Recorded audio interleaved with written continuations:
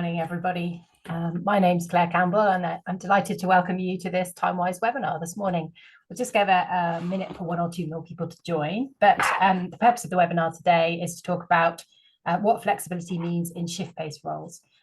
We know that the world of flexible working has moved on hugely the last few years, but what impact are we seeing in shift-based roles, site-based roles, and people who may not have options around hybrid and so on. So that's the purpose of the webinar today. This will be recorded, so we can kind of keep it for future, but because it's a webinar, no one can see you or hear you unless you want to be seen or heard. We will do a couple of polls, and you're welcome to introduce yourself in the chat. If there's any questions you've got as we move through the session, then please add them in the Q&A. We are hoping that we'll have about 10 minutes at the end for questions, so we'd love to hear what your flex challenges are. Okay, so just by way of introduction, thank you, Nicola. My name's Claire. I'm one of the directors at TimeWise, and I've spent actually the last 9 years looking at working with employers around the challenges there are to make work more fair, secure, and flexible. So yeah, very much happy to share what we've learned and what we know. I'm joined today, and we'll be sharing the webinar with my colleague Nicola, who's one of our most experienced consultants and has worked a lot in sectors like manufacturing. And the NHS and construction. So she'll talk to some of the practical examples that she's seen and ways that she's worked with employers. Our focus as an organisation, we're a social enterprise and have focused quite a lot on making sure, jobs that are hard to flex can be flexed. So we love doing innovation projects. We love going into workplaces where it feels challenging to make changes to how people are working and to see what the art of the possible is. So move on. What we covered today. So, I think obviously the first question is, why do we need to think about flex for shift-based jobs? People understand they have to work in a certain place at a certain time, but why does it matter? Secondly, what can flexibility look like? So we want to, give you plenty of examples and illustrate what flex can look like. And thirdly, introduce to you an opportunity to work with us over the coming months as we have the ability to run a development programme to create some more flex champions across Scotland. So we'd love to tell you more about that programme. So before we start, actually, we were keen to test, the reasons why people have come along today a little bit. So just a really quick poll to understand the workforce challenges that you're facing. We're talking to employers all the time about what their workforce headaches are, but we'd love to hear what yours are, and we can use that as the context for the discussion. So Beth, if we can bring up the poll. Yeah, it's a one question poll, so it shouldn't take you more than a few seconds to fill in, but what's your biggest challenge, your biggest headache in relation to staffing right now? We've heard over recent years of people challenged with recruitment, but other issues in here around sickness, around well-being, employee relations has been coming up the agenda. So what's your biggest headache? Just give it another 5 seconds. Beth, you able to bring up the responses? See. Oh, interesting. So recruitment does still dominate, but mental health and well-being has been coming up the agenda. Yeah, that's really interesting, and resonates. With some of the programs we've been doing. I think the pressure of work and everything else that's been going on societally is affecting the workforce resilience at the moment, and we need to acknowledge that. So thank you for that.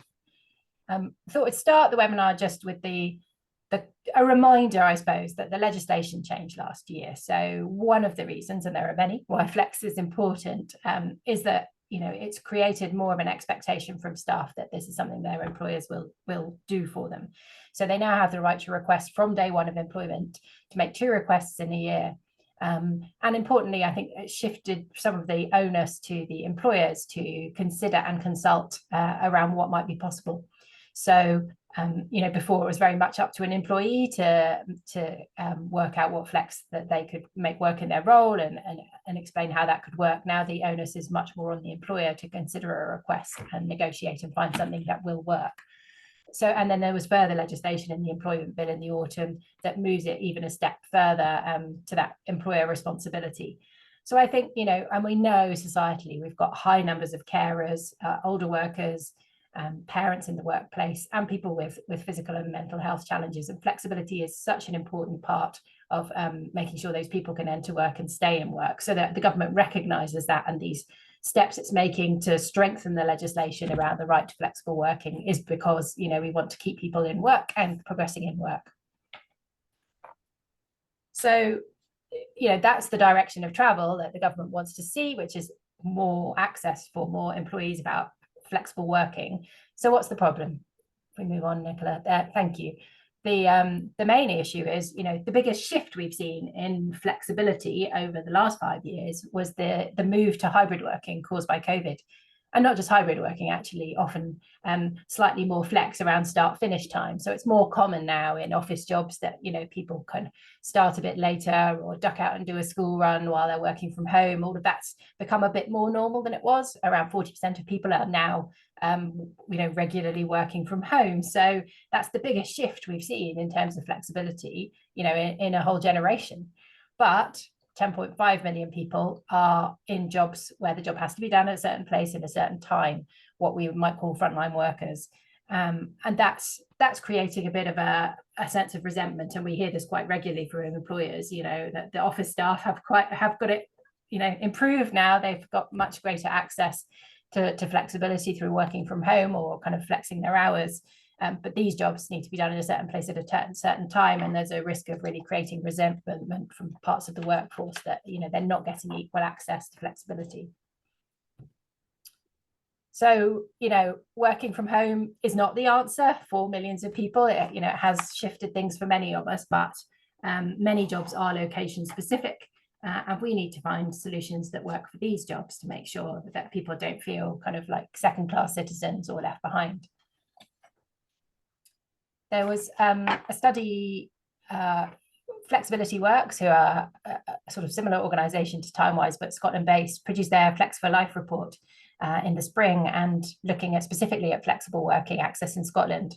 And it was really interesting, yeah, you know, similar data, 35% of frontline workers have no access to flexible working yet. So although, you know, where there's a huge demand for flexible working, there is this gap between the people who need it and want it and the people who have access. And in their survey, again, frontline staff would like access, and they feel that would, you know, that would help them achieve better work-life balance.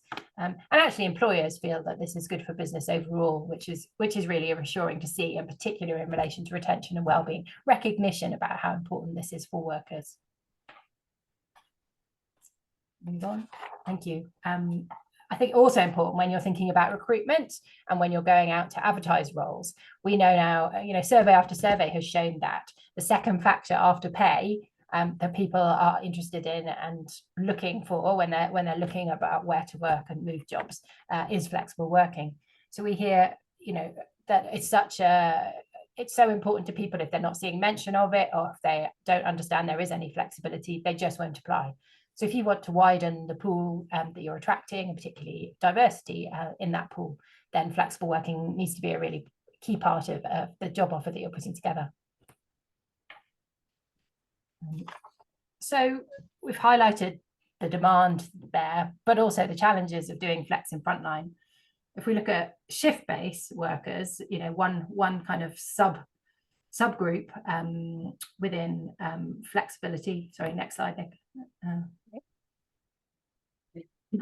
Shift-based workers, that probably throws up even more challenges because very often the working day is quite fixed.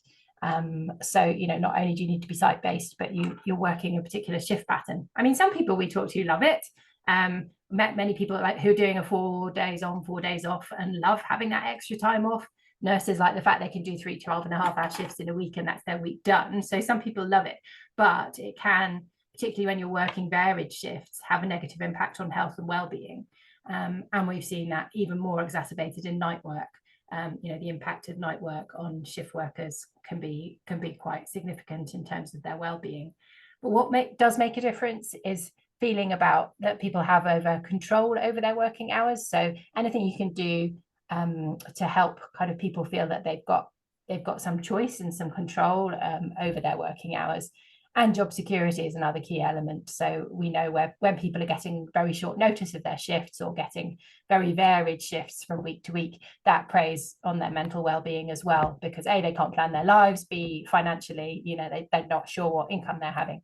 So there are things you can do in the shift-based space as well to make sure that we're giving people the best chance of, good well-being and good job satisfaction through giving them choice over their working hours and through making sure they understand and feel secure in their work and their pay. So I've talked there about kind of why this is so important to get right in site-based roles and shift-based roles. But just wanted to do a very quick poll. As we move on, I'm going to hand over to Nicola to talk through some of the practical, how do you make this happen? What types of flexibility do you think can work for frontline roles? So we've talked about, home working not really being an option, flexi hours sometimes being difficult, but what can work for frontline roles? Just put this up for 30 seconds so that you can have a think. And then we'll talk through some case studies and examples of where we've seen it working well. Nicola, shall I hand over to you as we move to the responses? Yeah, I was going to say, if we get the responses, thank you, Claire. I'll let Beth put the poll up first. What do we say? Yeah, interesting, brilliant, thank you. So yes, as we've talked about, when it comes to shift-based working, or when it comes to those who are working in those more frontline roles where it's not about place, it's thinking more broadly about flexibility. I think certainly what we've seen through the media, particularly over the last few years, is this real focus on flexibility as meaning the ability to work from home. But what we recognise is clearly that is not the case for many people. So what does flexibility look like for frontline and shift-based roles? So at Timewise, we talk about flexibility as the where, when, and how much of work. And clearly, as I said, a lot of the focus has been on where, but actually there are multiple ways in which we can flex shift-based and frontline positions, and and kind of design roles so that they can be more flexible. So I'll kind of just pull out a few of these examples. I'm sure you don't want me to talk through all of it. But when we're thinking about the where or place-based flexibility for those in shift-based and frontline roles, what this could look like could be occasional working from home, or it could be particular tasks or responsibilities that are possible to be done from somewhere else or from somewhere that is at home. So a couple of examples here I would give are, for example, we've done quite a lot of work with construction organisations. There's often a lot of reporting or planning that needs to be done, and there is no reason why that activity can't be completed from home. On a kind of ad hoc basis, or sometimes it's semi-scheduled. So for example, again, another example would be teachers. So we've equally done a lot of work within teaching sectors and within education to look at, can that, what they call a PPA time, be done from home? So if it's timetabled, for example, at the beginning or at the end of the day, it means they can do their marking, they can do their planning from home. It doesn't necessarily have to be in the location that they're working. But we recognise that for shift-based frontline roles, that place-based flexibility is going to be fairly limited. It's going to be particular tasks that you can undertake, but it's not going to be your whole role that you can do. As I often get told when I'm working with construction firms, you can't pour concrete from home. And so what we're then talking about is alternative ways to give people access to flexibility. So we're talking a lot about the when and the how much of flex here.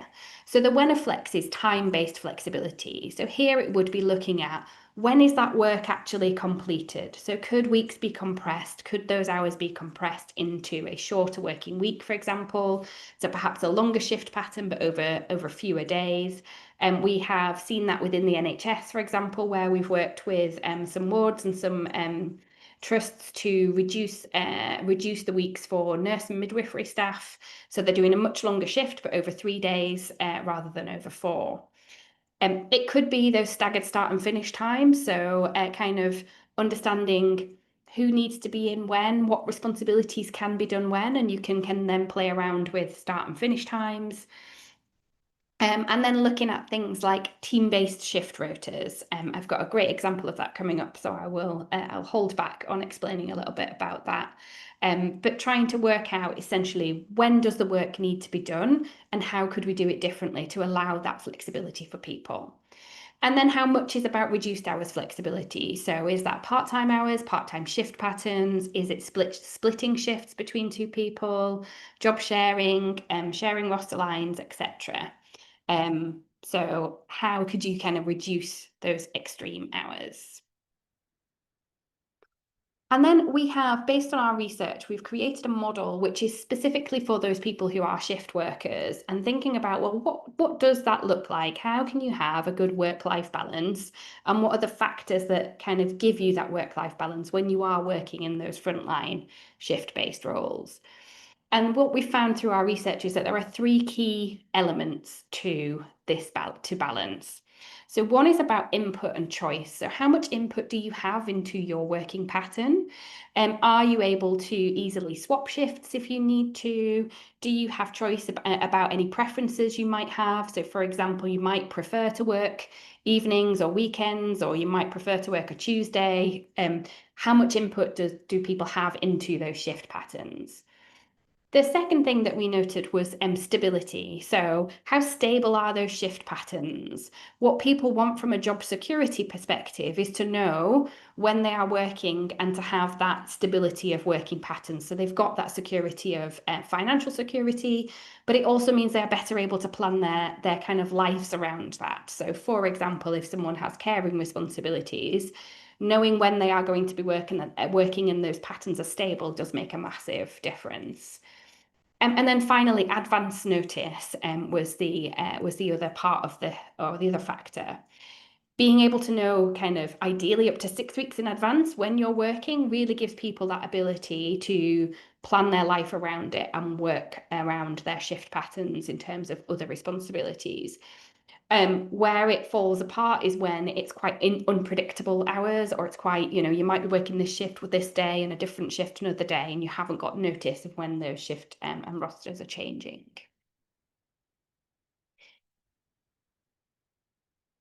So what I'd like to do now is kind of bring that to life a little bit for you. So to share what we how have we actually done this in practice for organisations who do work with shift patterns or are very place-based organisations? So first example for you is with Tesco. So we piloted with Tesco store managers. So across 3 stores, we worked with managers and assistant managers to look at team-based rostering. So I mentioned this before as one of the ways in which you can flex. And what we trialed here is essentially you give the people who are going to be working that shift pattern the responsibility as a collective team to work out who's going to be working then. And what that does is it opens the dialogue around flexibility. So it allows people to say, I'd prefer to do this, or I really want to finish early on Thursday next week. And we had, as an example, kind of anecdotally, we had one assistant manager. So what we did was we got the team together to talk about what mattered to them, what were their preferences. And there was one assistant manager who said, I just want a Sunday off because I've never, ever managed to go see my son do his Sunday morning football. And so the team worked it so that he was rotated on and off. He was not then on every Sunday, and he was able to actually make the matches for his son's football and attend that event. So what we found in just bringing the team together to have those discussions, to talk about flexibility in a different way, to be able to surface some of those preferences, what that means is that the team find a solution themselves. So it creates this collaborative way of working that allows people to have the flexibility that they want, but also create that within a team environment. So what we found there was that satisfaction with work and home life balance increased massively. So from 44% to 91%.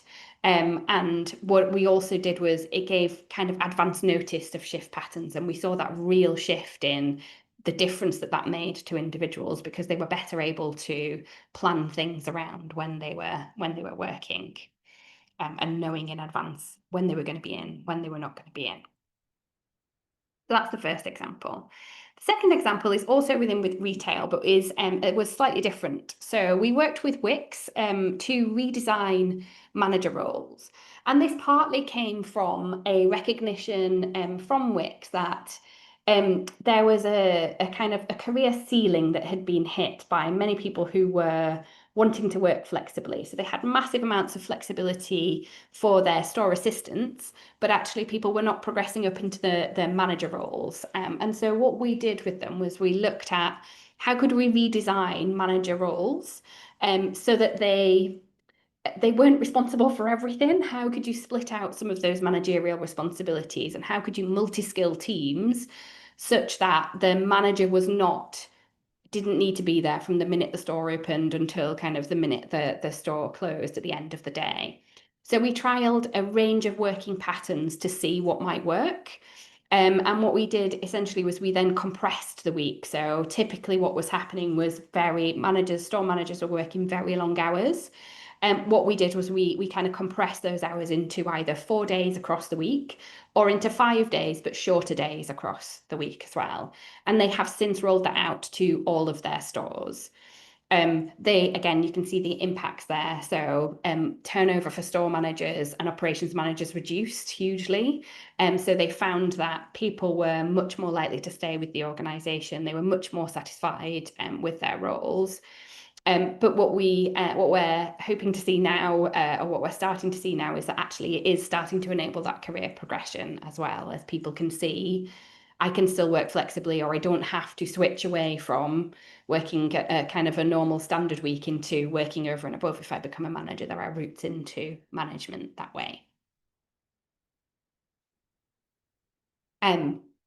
We piloted a program with construction as well. This is one of my babies is working with construction in Timewise, and what we trialed here was a proof of concept to say that flexible working can work on site for construction workers, and addressing fundamentally some of the issues around health and well-being within the sector. Construction is a sector that is suffering from a mental health crisis. And what we are seeing is significant levels of mental health crisis, significant levels of suicide, and also physical and mental well-being are just not good across the sector. So what we did was we worked with 4 organisations to look at what was the art of the possible in terms of construction. So we looked at different ways we could flex working on site. One of the key things that we did was we kind of decoupled working hours from site hours. So it's again thinking about what skills are actually needed on site at any given moment in time, and moving away from this sort of standard idea that everybody needs to be there from the minute the site opens to the minute the site closes. And instead what we did was we looked at, could we do staggered start and finish times? We did some kind of output based or job and knock working, where it was looking at a specific number of tasks that had to be completed during the day. Once they were done, you were able to go home. We looked at team-based rostering in a similar way to we did with Tesco, to look at how could we kind of do it differently and work collectively as a team to understand what might work. And what we found was massive shifts in self-reported well-being and job satisfaction.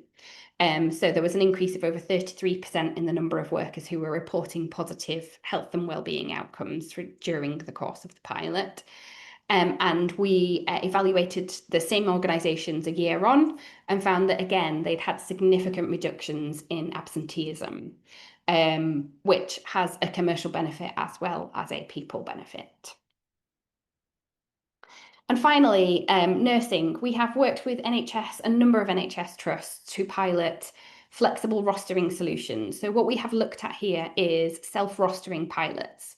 So unlike team-based rostering, this is not necessarily a team coming together to kind of work out and kind of tweak with their own rostering. This is self-rostering. So this is where an individual will choose which shift patterns they want to be on, which shifts they're going to work. And that is done 6 weeks in advance of time. So again, it's giving that input and it's giving that notice. what we've seen through the pilots is not only have we seen huge increases and improvements in staff retention and satisfaction as a result of it, but we've also seen that it has enabled staff to, where necessary, take on additional shifts and additional hours. So, for example, people can book onto just a part of a shift, so they could take on a few extra hours in order to kind of support their financial security, and it supports the ward as well, because it means they're not having to go out and use bank staff.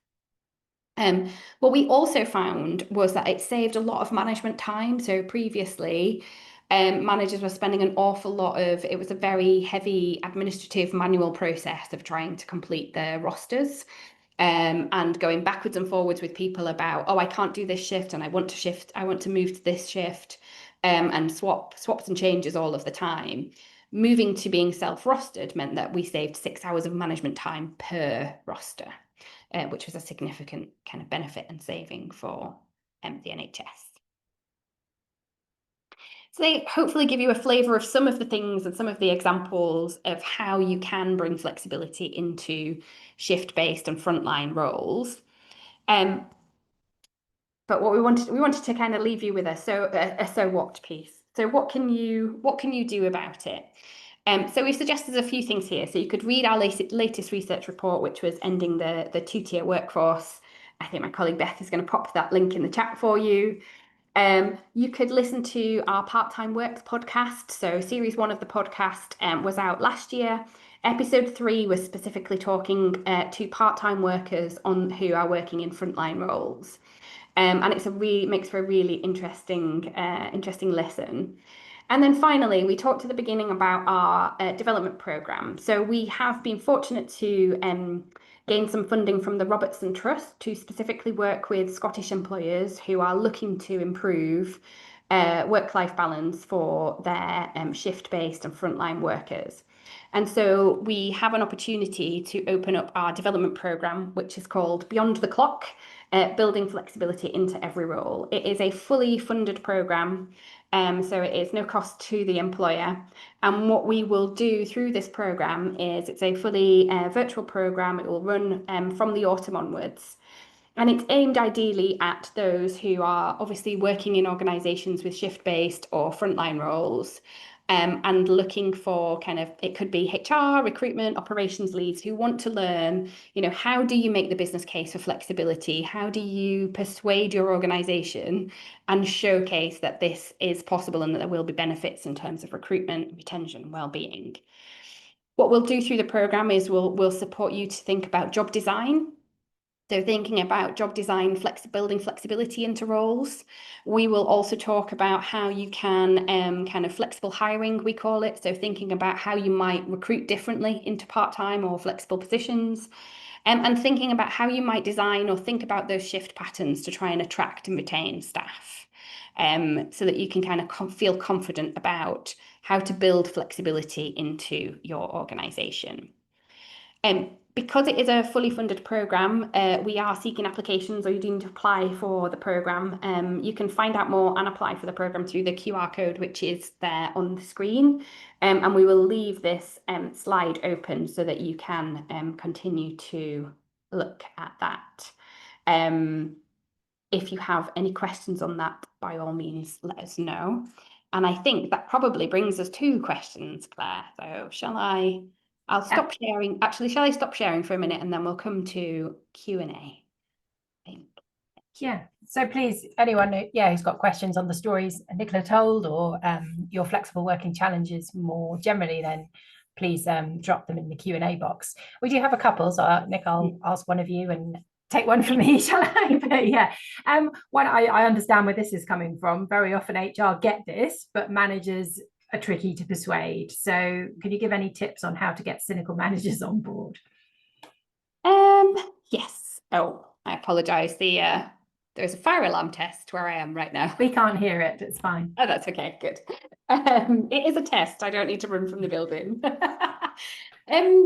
So cynical managers, yes, are there, I would say in every organization we've ever worked with, there will be at least one manager who's a bit resistant and a bit sort of like, not really sure this is going to work.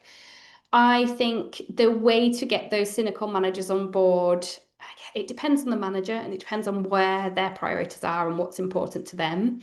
But I think it's often about, I guess, two things. So one is the business case and the evidence and showing that this works. So that might be in competitor organizations. That's often a kind of hook for them to go, oh, well, if they're doing it, maybe we should be doing it. Often it is kind of showing, sometimes it's showing the cold, hard cash impacts of things. So for example, in construction, we've had quite a lot of resistance from some managers who go, well, this is just going to cost me more money. So being able to show that this has been piloted elsewhere, it hasn't cost more money, it has in fact saved money because you've got reduced recruitment costs, reduced retention costs, reduced absence costs and lost days, etc., does help. I think the other thing I have found on a kind of more practical level about cynical managers is it's having that sort of one-to-one private conversation with them to really understand why it is that they're feeling a little bit cynical about it. What's their underlying fear? Because I think often that cynicism comes from a place of fear. It comes from that this is going to cost, it's going to be more work for me, it's going to cost me more money, or I don't know how. So what I found, on a very practical level, is just to try and have that open, safe space conversation with them to try and say, well, what is it you're really concerned about? And let's then deal with that. Yeah. Okay. Thank you. Second question here is, it could take big changes to shift our working patterns. Where do we start? So I'll give a few thoughts and then you can add to it, Nicola, if you want to. But I think it can seem daunting if you're thinking, you might actually need to look at working patterns as a whole. I would start with what's the demand, because I think there's a fear sometimes in starting a conversation with staff about flexible working, because what if they make unrealistic requests, they all say they want to work from home, or they're all going to want to go part-time or something, and actually we don't find that's the reality. People understand what the nature of the job is. So I think understanding what flex means to them and what kind of flexibility they may be looking for, it may be something very small that actually is easy to deliver and makes a huge difference. So get people on board. I think looking at the workforce data is a good place to start. How could this make a difference for us? And Nicola described some of the ways there that we've seen it make a kind of, actually a commercial difference to an organization. So it's worth looking at. I think it's timely to look at some of these issues while many organizations perhaps are looking at how they embrace automation, how they embrace, different ways of working because of AI or technology. So actually feeding in, thinking about working patterns and working lives alongside other changes you may be doing in the business, so that it feels very connected to how you're working as an organization.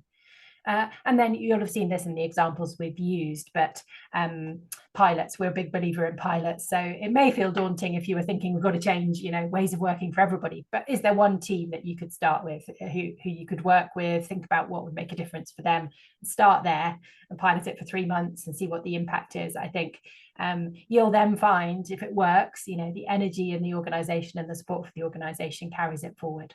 So those would be a few of my tips. Nicola, anything? I think the only other thing I would add to that is it's okay to start small, is what I would say. So quite often it's those small tweaks that can make a big difference. So I know one organization we've worked with has ran a campaign called One Simple Thing. And it was all about just opening up the conversation about what one simple thing would help improve work-life balance. And it was everything from, taking a lunch break to, dropping my kid off at school 1 day a week to going to the gym, etc. There was a whole host of things that came from people. But I think what that does is it just starts to open up the conversation, which allows you to then think about what are the changes that people actually need and want. So you can then start small and maybe build out from there. As you say, it does feel quite daunting to kind of rip everything up and start all over again. But you could start small with, as you say, with one team and pilot something, but also just listening to what is it that people want and need. Thank you. Another question has come through on compressed hours and shorter days. Yeah, I can see how compressed hours works, but how do shorter days work when still achieving contracted hours and ensuring fixed days off? I mean, this may link to a couple of the examples we've used where, to be honest, people were working over and above their contracted hours. So the issue has been, particularly in retail, getting them back to the hours they are contracted to. So some of our work is around that. And you see some of the 4-day week movement, I think I would allude to in this as well, which is saying you still need to do 100% of your work for 100% of your pay, but in 80% of the time. So that's in finding ways to work more efficiently, to kind of save that time. But yeah, anything else, Nick, on compressed hours and tips on compressed hours? Yeah, I think it is. I think often it has been about trying to get people back to their contracted hours. I think similarly across. I remember one project we did within a construction site, and I apologize because I feel like I always tell this story, but it's a good one, which was the site manager who was in the cynical camp. He was in the no, not for me, like happy for the rest of the team to have flexibility, but I don't need it. And through the course of the pilot and kind of other people working a bit flexibly, he just gave himself permission to leave on time and was suddenly, just leaving site at 5 or 5:30 every day instead of 7 or 7:30 every day. And when I went back kind of a month later and saw him, he was like, I've been dinner with my wife 2 days a week. It's incredible. Not sure his wife felt the same, but he was excited by it. But I think, yeah, a lot of what we've done is about trying to get back to a normalized way of working.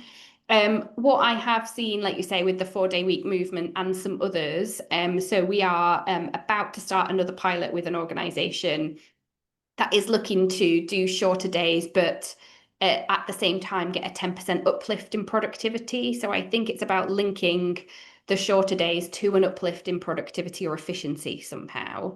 And that's how you can still achieve your sort of contractual hours and the outputs. It's kind of moving more to thinking about output working rather than just kind of fixed contractual hours. Yeah. Next question is around advice for smaller businesses who may not have HR capacity to manage flexible working within the business and may feel therefore they're less flexible. I think as I read this, was thinking about us as we're a sort of 12-person organization with everybody with different flexible working patterns. Some of how we work, I think, very transparent calendars to kind of, so everybody knows when people are working, not working. Kind of sharing of skills and knowledge and information so that people can stand in for each other. And I think that would be important, whatever kind of business you were in. I think that's how you release flexibility. Sometimes it's other people being able to cover when you're not there. But yeah, Nicola, anything from you on this? Yeah, I think yeah, that's a great example. Like we do it ourselves. I think because I think partly what that question is asking is you might not have specific HR capacity to kind of manage those flexible working patterns. That's when you need it. You kind of need to do some of that team-based kind of flexibility. So that's when you need the team to be collectively trying to resolve that problem for themselves, because there isn't going to be a HR person managing the rosters, for example. So I would see it as an opportunity for the team to come together and work out what their own patterns are and agree, like as you say, Claire, it's being multi-skilled. So who's covering for what, who's in when, but actually sharing that collective responsibility across the organization. If you are a small or a micro business, you want everybody involved in that conversation, that decision. Yeah. Next question is, any examples from hospitality? I'm trying to think. It's not a sector we've done lots in. The team already input what hours they can work, great. But it's more challenging for managers as their shifts need to cover the service window and open close. Yeah, I mean, that last part I think really resonates with the work that we've done in retail, because again, it was set up that certain responsibilities had to sit with a store manager or a section manager, and the work that we did there in places like Wickes and Tesco's was to look at how they could share out, and again, multi-skill, so that it wasn't only one person who was responsible for a task, but by sharing that then and training others to do it, then it released a bit more time back. yeah, Nick, any hospitality examples? Yeah. I don't think we No, I don't have. think we I think have it's we? Not recently. yeah, it's a sector we would like to support more. So what I would say is if you are in hospitality, then please have a chat with us, because we would be interested to understand some of the challenges and barriers, and how then could you overcome those. We haven't got many examples, if any. No, and especially with the peaks and troughs, I think, and knowing when the busy times are and how you staff up for those. So no, we'd I think we could transfer learning from some of the sectors we have worked in, like retail, but it would be great to do more. So yeah, please do drop us a line. And another one, oh yeah, this is a good one. Staff who are facing rollback on flexible working. So yeah, we've seen plenty of these in the media where people being asked to come to the office more than they're used to coming in. So yeah, what advice would you give to people facing that sort of rollback scenario? My advice would be to kind of, I'm not sure if this is advice for the staff of the organisations, is to try and understand why it is that we're asking for kind of more kind of office time and face-to-face time, and understanding why is it that is needed. I think, I could get on my little high horse about hybrid working all day long, so I'll try and limit my answer a little bit. But I think it's about what are we doing in the office. So I think if, for example, an organisation is now mandating a 3-day a week in the office, or 2 or 3 days in the week in the office versus 1 day, as the question says, I think as an individual, I would be thinking about, what am I going to the office for? Because the worst possible scenario is that you go to the office and you sit all day on Teams calls. That is not a good use of your time. It is not going to give you levels of job satisfaction and fulfillment. It's going to make you feel like, why am I doing this? So I would, as an individual employee, I would be trying to think about what's the best of use of my time when I'm in the office. So is it about, we often hear companies talking about it's about culture and connection and collaboration when we're together. So how can you structure your day a little bit so that that's what you're doing, and you're spending time, talking to people in person and having in-person meetings, maybe doing creative, brainstorming activities, or kind of creative idea kind of generation, or whatever it is you need to do in your role. But using the time that you're in the office wisely would be my advice. And I think if you're a manager or an HR person requiring this of your team, I think explaining what the benefits are, what you hope to achieve by doing it. Because I think, when people know it's about, because we need to support newer colleagues, we need to be, because actually, we've got customer facing colleagues and we need to be in to support them. I think if there's rationale, people are quite understanding, I think. So yeah, giving a bit of a why, rather than it feeling like a kind of an arbitrary number that's been plucked is what we hear. And I think for individuals, if this was an individual asking this question, I suppose just remember you can still make a flexible working request for a different working pattern. So if there was a reason that 3 days was problematic for you, it's still possible to make a flexible working request on a personal level for a different working pattern if that's what you need. Good. I think we're just about out of time. So, so any final thoughts? Or we could. I think we could put the QR code back up as we leave, couldn't we, to make sure. I was going to say. So yeah. So my final. I guess my final thought is to say, is thank you for joining us this morning. And please use the QR code. Head here to find out more about the development program. And if it's for you, then please apply there. We're looking forward to seeing how we can help more businesses to build flexibility. Lovely. Thank you for joining us, everybody, and have a good day. Thank you. Bye.